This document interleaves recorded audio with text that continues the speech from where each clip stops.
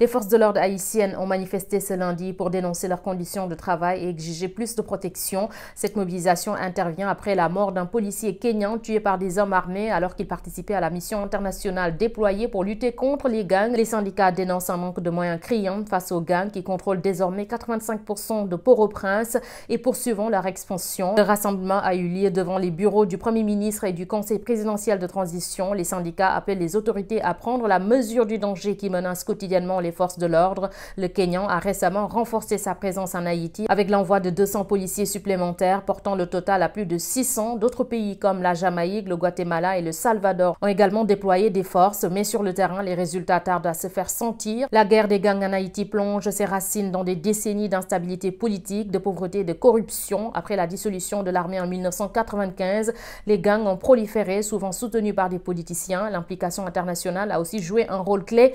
Les États-Unis ont occupé Haïti de 1915 à 1934, prenant le contrôle de ses finances et de ses institutions. Plus récemment, les armes illégales utilisées par les gangs proviennent majoritairement des États-Unis, alimentant la violence. Les missions de paix comme la MINUSTAH, soutenues par l'ONU, ont été critiquées pour leur inefficacité et leur abus. Une solution durable passera forcément par le renforcement des institutions haïtiennes, la lutte contre la corruption et la création d'opportunités économiques. La mobilisation des forces de l'ordre et la communauté internationale est un premier pas, mais le chemin vers la stabilité reste encore très long.